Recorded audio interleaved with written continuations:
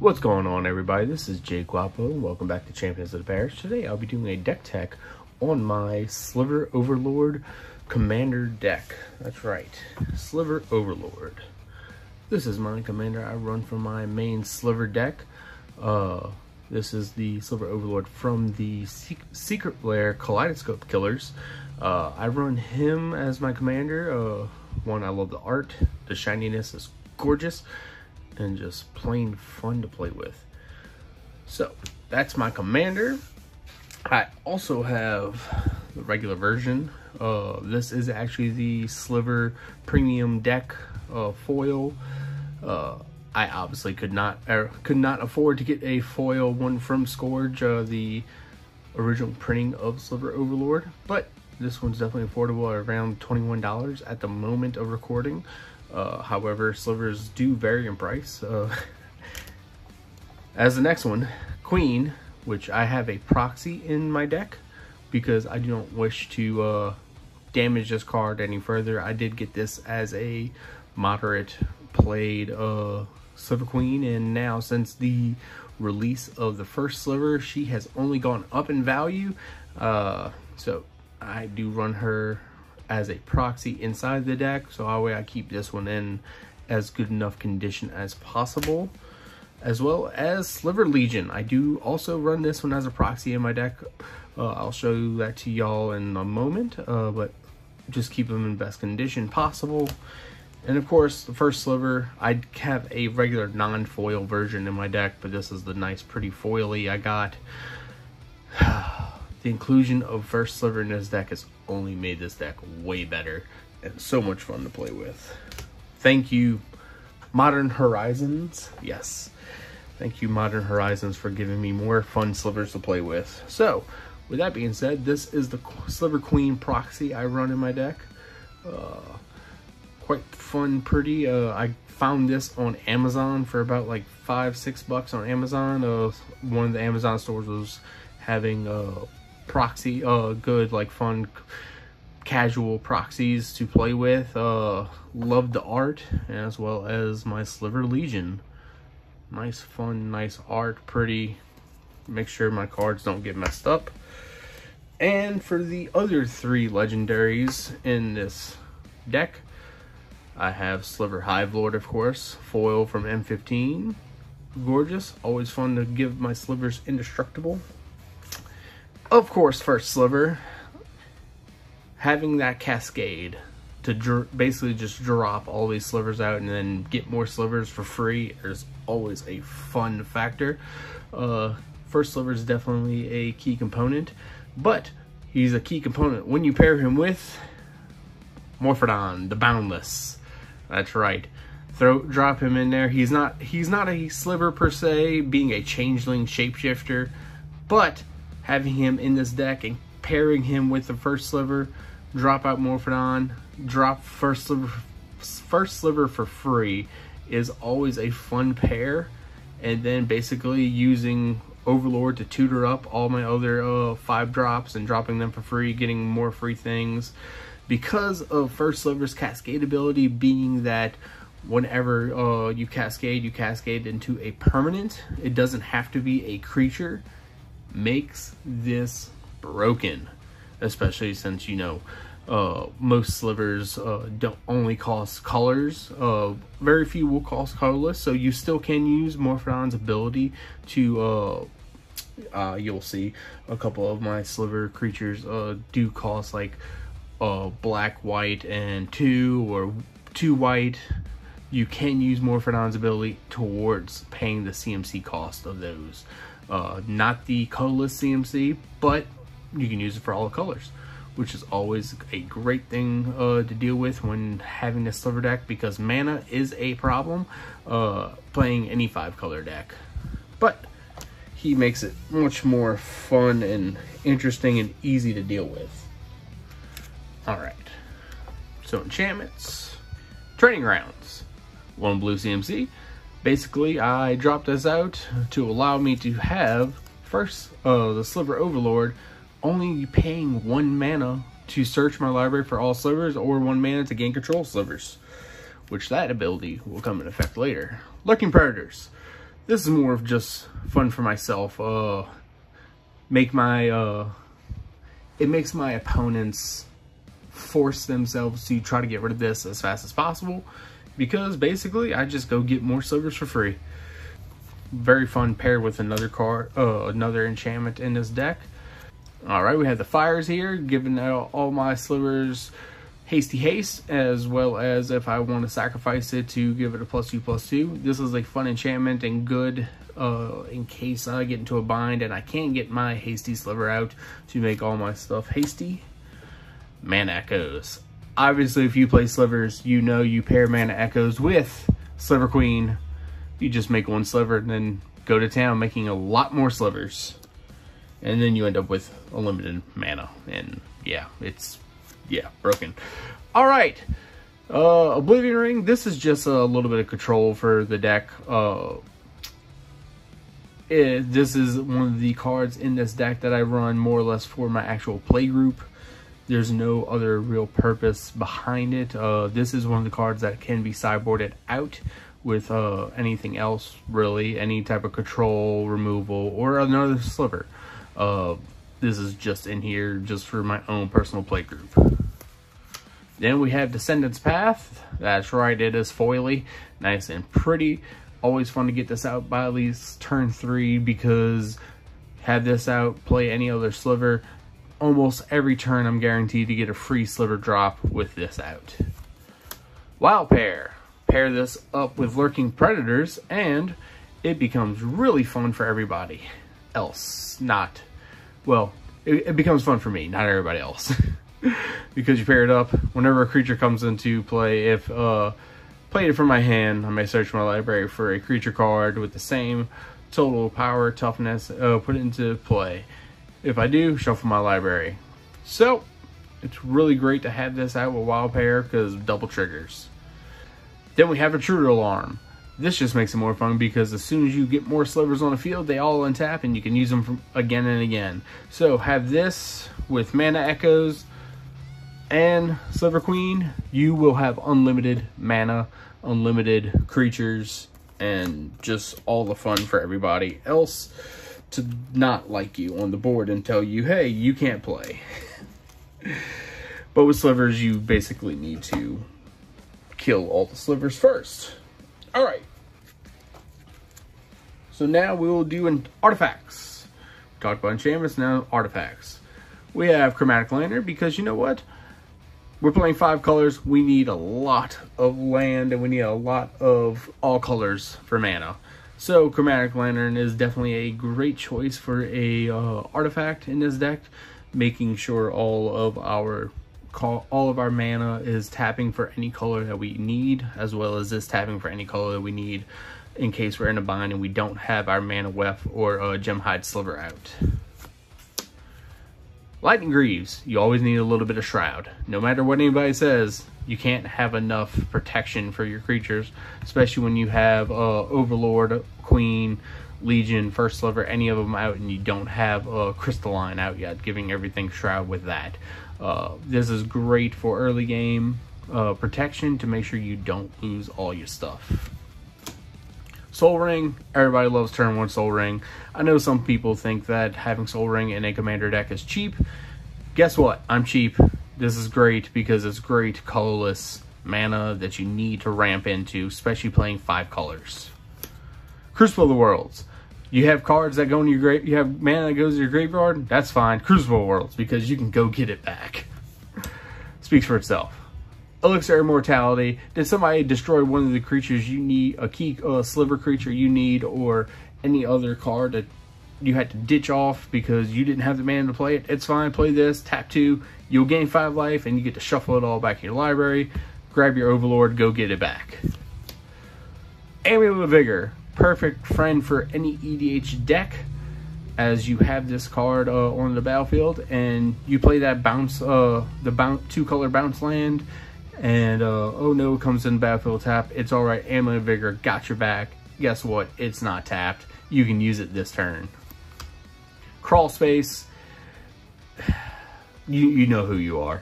You're playing an overrun deck that populates and overgrows anybody very quickly. Guess what? only 2 of those creatures can attack me. And when I have a 7/7 and another 7/7 on the battlefield, more than likely you're not going to overpower me. Niv Death Mantle. Well, this is in here for a reason that I can explain later. But if you play a 5-color deck, you will already know where this is going. This pairs with a certain creature that I've only gotten this combo off once. And yeah, so how about this? With that being said, we'll move from artifacts and go into non-sliver creatures for the deck. So non-sliver creatures for that I have in this deck, before we go into all the sliver creatures that are in the deck, we have composite golem. This combo right here, you will now have unlimited colored mana. You will now be able to play everything in your deck without anybody stopping you, because this happens automatic. As long as you have Niv Death Mantle out on the battlefield, you drop it on the battlefield, then drop this 6-drop dude. You can sacrifice him in the same turn. Combo goes to graveyard, comes back, attach it to Niv Death Mantle, and you go to town and you get unlimited mana. Because this allows you to sacrifice Composite Golem, add 5, 1 white, 1 blue, 1 black, 1 red, 1 green to your mana pool. Cool. Niv Death Mantle. Whenever a non-token creature is put into the graveyard from the battlefield, you may pay 4. So you use 5 of the Composite Golem's created mana, attach it back to this, and it keeps stacking it, and you get unlimited mana. Yes, it is a wonderful, wonderful combo. And now we have a foil Ulamog, the Infinite Gyre. This is more or less in this deck just for all those mill players that just aren't fun to deal with. So you mill this, it's totally fine, because it's going to just shuffle everything from my graveyard to my library. And this is a great card to have. Also, who doesn't like dropping an 11/11 Eldrazi on somebody? But this is just for protection for my library itself. Now we have Seaborn Muse. This is in the deck more or less just because I can't play Prophet of Kruphix in this deck anymore, as Prophet of Kruphix is banned in Commander. So, Seaborn Muse, more expensive Prophet of Kruphix, and it just untaps on everyone else's upkeep. So, that's totally fine. Definitely a good card to have in the deck. And then, I put this not in the slivers because Changelings and Shapeshifters aren't exactly slivers to myself, but Antibody Changeling, amazing card and amazing sliver to have in this deck, as I can tap him and target any creature and make them into slivers, and then use Sliver Overlord and take control of it. That's right, I take people's stuff. It's not nice, but it happens. Alright. Alright, up next we have Instants and Sorceries. So I have a Distant Melody, 3 colorless mana and a blue. Choose a creature type, of course slivers. Draw a card for each permanent I control of that type. Very easily done with this deck. Of course, a little sliver Hive Strings. Get 2 colorless 1/1 slivers. Not a bad thing for 3 CMC, because, you know, sliver stack. Then we have a Solemn Offering. Destroy a target artifact or enchantment. You gain 4 life. This is also another supplemental card that can be taken out of this deck. This is just a good, easier way for me to play with my certain play group. This is a card that thrown in here just for a little quick artifact enchantment removal. Of course, we have a Wrath of God. Wrath of God, always good to play whenever you have High Lord out, because then, hey, your creatures will survive, but Wrath of God will destroy everyone else's. Then we have a Bant Charm, also another card that can be supplemented out. However, I'll use this for my play group just because it's good to bury someone's win con or just counter an instant spell fairly easily. Then we have a Swords of Plowshares, great removal for exile. A Cryptic Command. Great, another great instant removal, or makes players tap their creatures to where you don't have to worry about blocking or anything like that. We have a nice Vampiric Tutor. I know some people say I should probably put a Demonic Tutor in here. However, I don't really see the need. I enjoy Vampiric Tutor. I actually got this from a lot card from somebody selling their lot of cards from Let Go. That's what it was. But yeah, this was a great find in that little lot. Got it super cheap, because now this one is not a cheap card. As well as, that's right, Force of Will. Who doesn't love Force of Will? Oh, it's gorgeous. Yes, it is a gold bordered Force of Will. No, my playgroup does not care that it is a tournament, Seattle tournament card. Doesn't matter. Still legal in my playgroup, because we don't care about gold borders or white borders or anything. It doesn't matter. It's still a legal card in Magic the Gathering, even though it's not technically tournament legal. Doesn't matter. This is EDH. Who really cares about tournament legal cards? I mean, I'm running these two as proxies in the deck, so I don't mess up the real ones. Doesn't really matter. Alright, now let's talk about our land. I run one of each color basic, all of them being from Battle for Zendikar. Foils, of course, because who doesn't love full out foils? All that. Mountain Forest is gorgeous. I run one of each one because since there is certain cards who people in my play group play that targets you not having basics or tells you to go fetch basics, always good to have some sort of basics in the deck for any player who plays against you for not having basics. But it doesn't really matter. Also have them in there just because they're gorgeous, and there's no reason not to have at least one of each color. Alright, now for utility lands, we have a Evolving Wilds, great to go get a basic. A Reflecting Pool, great for whenever you have every color in your mana pool or need just doubling up on colors. Cavern Souls, I mean, it's Cavern Souls, it explains itself. Command Tower, because 5 colors are great. Sliver Hive, because 5 colors are great. And a Reliquary Tower, because you never want to have 8 cards and then ditch one whenever you can, you know, hold on to every card in your hand. Always great to have. And now for regular other lands that I run in the deck, I run a Marsh Flats and a Arid Mesa. These are only 2 fetches I run in the deck. I do have a few other fetches in like my personal binder and everything, but I just don't. To make the deck even stronger, I could run them, but for the way this deck is run, it's really not needed. So, just 2. And then we go into all of the shock lands.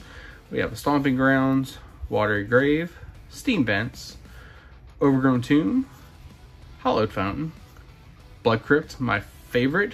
Some of y'all may have seen my Blood Crypt playmat that I do have. Sacred Foundry, a Breeding Pool, a Temple Garden, and a Godless Shrine. Those are all of my shock lands that I run in the deck. That is every single shock land that has been created, so 1 of each. And now, the newest additions to the deck, my trinomes. So I have a Savi Trinome, a Indatha Trinome, a Regruden Trinome, Zagoth Trinome, Katira Trinome. All these were cards that I pulled in my box of Ikoria that you can also see, link in bio. And then of course all of the bounce dual double lands, even got a foily one. Yes, so those are all the lands I run in the deck. They all serve a great key purpose in a 5-color deck, because without them you can do nothing. And then we have some planeswalkers. All of them are subject to change. However, these are just the ones I find fit best for this deck type. So we have the Wanderer. Great against certain Alluro people. Looking at you, dang. Chandra, Torch of Defiance. Definitely one of my favorite Chandras. A Dak Faden, because it's great to take people's artifacts, and also great to get that extra bit of card draw in this deck. I never get to ultimate him because most people end up killing him before I can do that. And then Obnixilis, the Hate Twisted. Yes, always great, especially for those decks that keep drawing cards and great creature control.